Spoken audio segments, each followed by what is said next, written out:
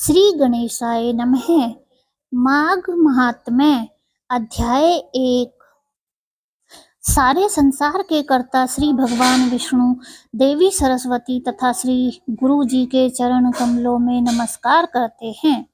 एक समय श्री सूत जी ने अपने गुरु श्री व्यास जी से कहा कि गुरुदेव, कृपा करके आप मुझसे माघ मास का महात्म्य कहिए, क्योंकि मैं आपका शिष्य हूँ। व्यास जी कहने लगे कि रघुवंश के राजा दिलीप एक समय यज्ञ के स्नान के पश्चात पैरों में जूते और सुंदर वस्त्र पहनकर शिकार की सामग्री से युक्त कवच और शोभायमान आभूषण पहने हुए अपने सिपाहियों से घिरे हुए जंगल में शिकार खेलने के लिए अपनी नगरी से बाहर निकले।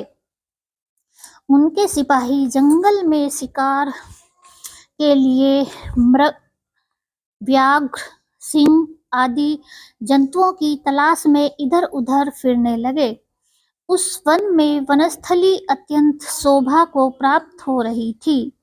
वन में कहीं वृक्षों पर मोर नाच रहे थे, कहीं कहीं मृगों के झुंड फिरते थे, कहीं गीदड़ अपना भयंकर शब्द कर रहे थे, कहीं गेंडों का समूह हाथियों के समान फिर रहा था, कहीं वृक्षों के कोटरों में बैठे हुए उल्लू अपना भयानक शब्द कर रहे थे, कहीं सिंहों के पद चिन्हों के साथ घायल मृगों के रक्त से भूमि लाल हो रही थी, कहीं दूध से भरी थनों वाली सुंदर भैंसें फिर रही थी, कहीं पर सुगंधित पुष्प, हरी भरी लताएं वन की शोभा को बढ़ा रही थी, कहीं बड़े बड़े पेड़ खड़े थे तो कहीं पर उन पेड़ों पर बड़े बड़े अजगर और उनकी केंचुलियां भी पड़ी हुई थी।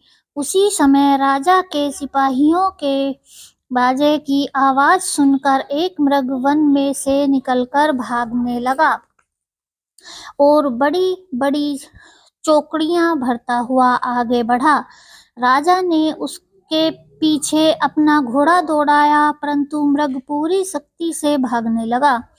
मृग कांटेदार वृक्षों के एक जंगल में घुसा और राजा ने भी उसके पीछे वन में प्रवेश किया, परंतु दूर जाकर मृग राजा की दृष्टि से ओझल होकर कहीं निकल गया।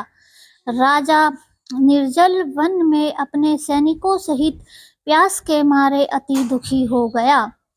दोपहर के समय अधिक मार्ग पर चलने से सैनिक थक गए और घोड़े रुक गए।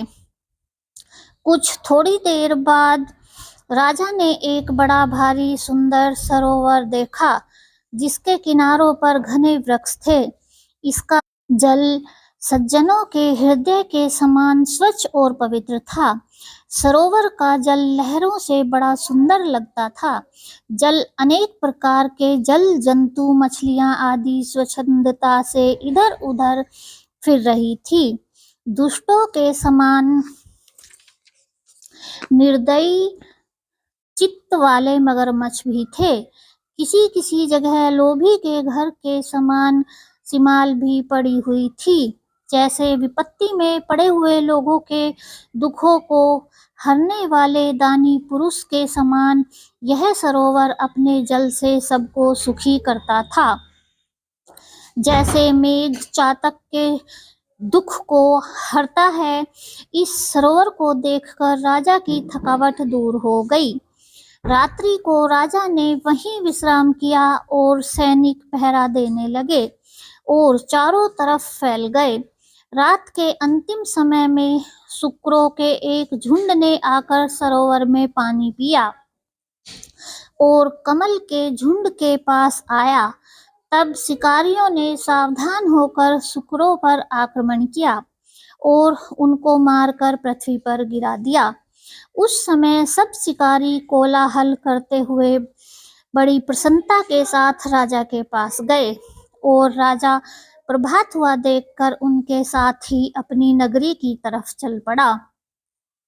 रास्ते में एक तपस्वी को देखा, जिसका शरीर तपस्या और नियमों के कारण बिल्कुल सूख गया था। जो मृगछाला और वल्कन पहने हुआ था और नख, रोम तथा केश धारण किए हुए था। राजा ने ऐसे घोर तपस्वी को देखकर बड़े आश्चर्य से उसको प्रणाम किया और हाथ जोड़कर खड़े हो गए। तपस्वी ने राजा को कहा कि हे राजन, इस पुण्य शुभ माघ में इस सरोवर को छोड़कर तुम यहाँ से क्यों जाने की इच्छा करते हो? तब राजा कहने लगा कि महात्मन, मैं तो माघ मास में स्नान के फल को कुछ भी नहीं जानता हूँ। कृपा करके आप विस्तार पूर्वक मुझको बतलाइए। जय हो।